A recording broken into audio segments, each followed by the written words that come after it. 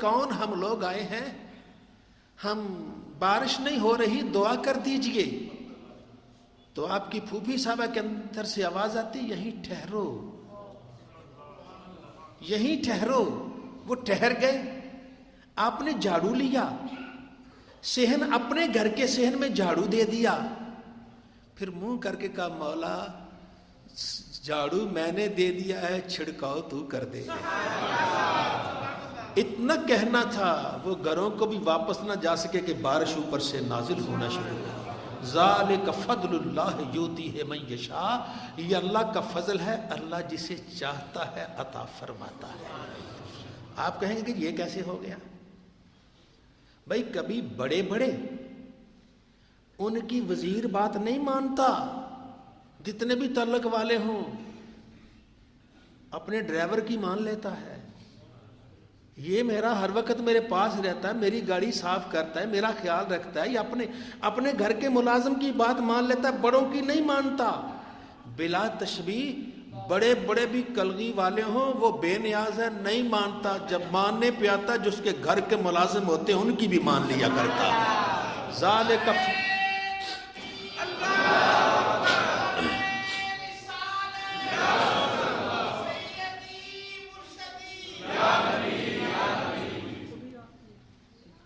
ذالک فضل اللہ یؤتیہ من یشاء, یہ اللہ کا فضل ہے, اللہ تعالیٰ جسے چاہتا ہے عطا فرماتا ہے.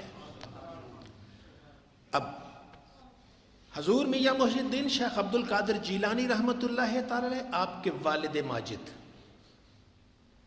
سادات گھرانے سے سیدنا حسن مجتبی رضی اللہ عنہ کی اولاد سے,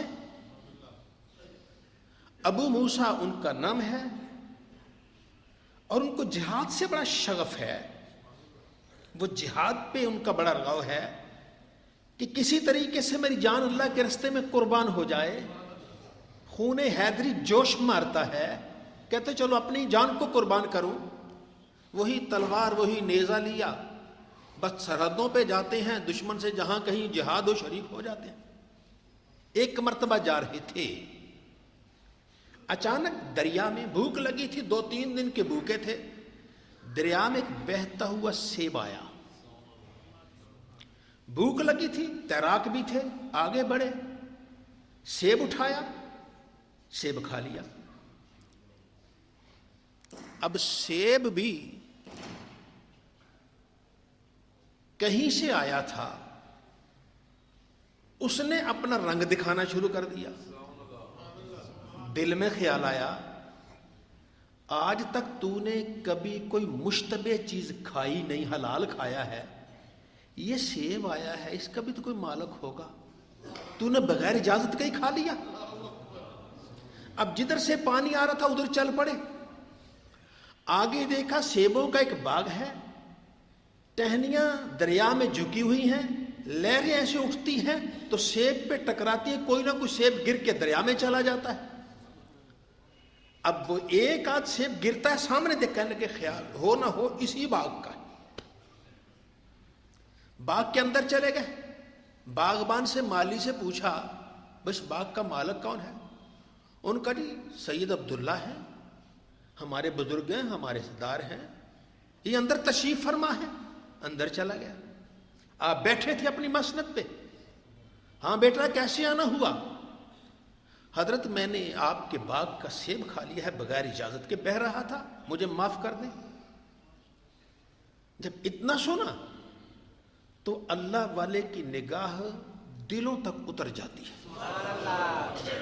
کہتے ہیں عالم دین کے پاس بیٹھو تو زبان سنبھالو, وہ زبان کی بات پہ گرفت کرتا ہے, اور اللہ والے کے پاس بیٹھو تو دل سنبھالو, کیونکہ اللہ والا دل پہ گرفت کرتا ہے.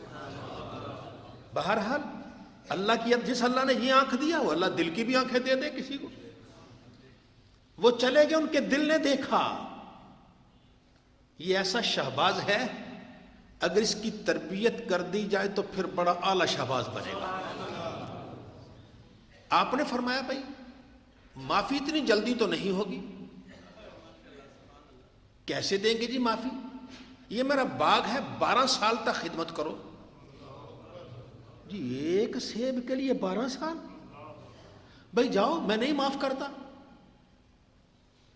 اب وہ سوچ آ گئی کہ اگر ساری زندگی میں اللہ اللہ کرتا رہا، قیامت کو رب نے مجھ سے یہی پوچھ لیا کہ سیب بغیر اجازت کھایا تھا، میری اللہ اللہ کدھر جائے گی؟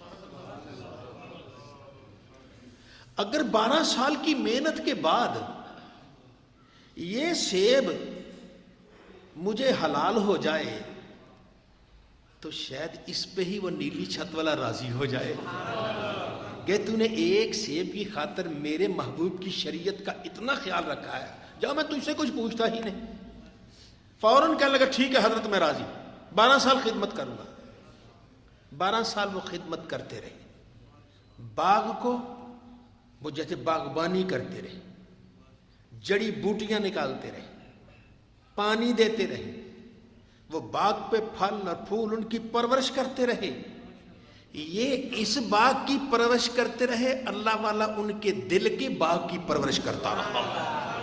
یہ یہاں پانی دیتے رہے، اللہ والا ان کے دل کی سرزمین کو پانی دیتا رہا۔ 12 سال مکمل ہو گئے۔ مکمل ہونے کے بعد آپ نے عرض کی حضور اب تو 12 سال مکمل ہو گئے، اب مجھے اجازت ہے، معافی ہو گئی، سنا دیجئے۔ میں ایک شرط اور ہے، اب بھی شرط رہ گئی، کوئی 12 سال ہو گئے، ایک سیب تھا، اتنی سزا۔ کل گئے بات ٹھیک ہے، ایک شرط اور ہے، مان لو تو بات ٹھیک ہے۔ اس وقت عشق الہی کا اتنا جذبہ تھا، بولو کیا شرط ہے، وہ بھی ماننے کے لیے تیار، میرا رب مجھ سے راضی ہونا چاہیے۔ کل گئے میری ایک بیٹی ہے، آنکھوں سے نابینا، کانوں سے بہری، پاؤں اس کے ہے نہیں، ہاتھ اس کے ٹوٹے ہوئے، اس سے نکاح کر لو، میں تمہیں معاف کر دیتا ہوں۔ سوچا جو ہے ہی آنکھوں سے نابینی، کانوں سے بہری، ہاتھ اس کے سلامت نہیں، پاؤں اس کے سلامت نہیں، میں اس کو لے کے کیا کروں گا؟ یہ ساری زندگی میرے لیے بوجھ بن جائے گی۔ تو اتنا تصور آنے کے بعد پھر خیال آیا، اگر اللہ نے بڑی محفل میں قیامت کے دن مجھ سے سیب کے بارے میں پوچھ لیا تو کہنے کہ حضرت ٹھیک ہے، جہاں 12 سال گزارے ہیں، باقی کتنے رہ گئے، چلو یہ بھی کڑوا گھونٹ پی ہی لیتا، مجھے منظور ہے۔ انہوں نے ایک سادہ سی تقریب میں ان کا نکاح کر دیا۔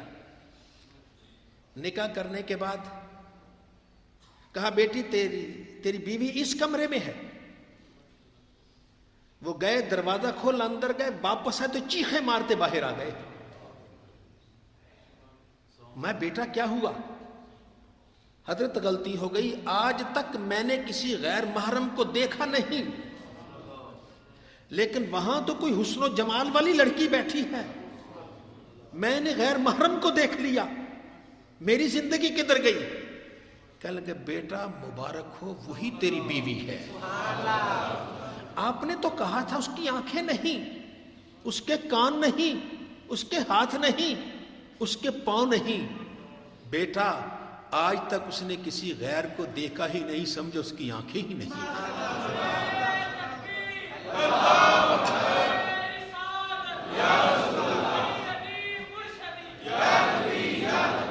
آج تک اس نے کسی غیر کی بات سنی ہی نہیں، سمجھو بہری ہے۔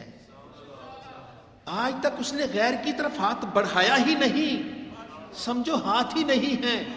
آج تک گھر سے باہر قدم نکالا ہی نہیں، سمجھو اس کے پاؤں ہی نہیں ہے۔ بیٹا مبارک ہو، اللہ نے تمہیں وہ بیوی دی ہے جو تجھ سے بھی 4 ہاتھ آگے ہے۔ اگر ایسے پاکیزہ لوگوں میں سے حسن و جمال کا پیکر، ولایت کا سرتاج، محبوب سبحانی حضور سیدنا عبد القادر جیلانی پیدا ہو جائے تو کون سی حیرانی کی بات ہے۔ بات شیر کا بیٹا شیر ہوا کرتا ہے، اعلیٰ نسل سے اعلیٰ نسل ہی ہوا کرتی ہے۔ تو یہ سیدنا عبد القادر جیلانی، یہ ان کا 11 ربیع الثانی کو وصال ہوا، اس لیے ان کا آج اتنا ہی تذکرہ۔ زندگی رہی تو باقی آئندہ جمعہ اللہ رب العزت ہم سب کو نیکی کی توفیق عطا فرمائے۔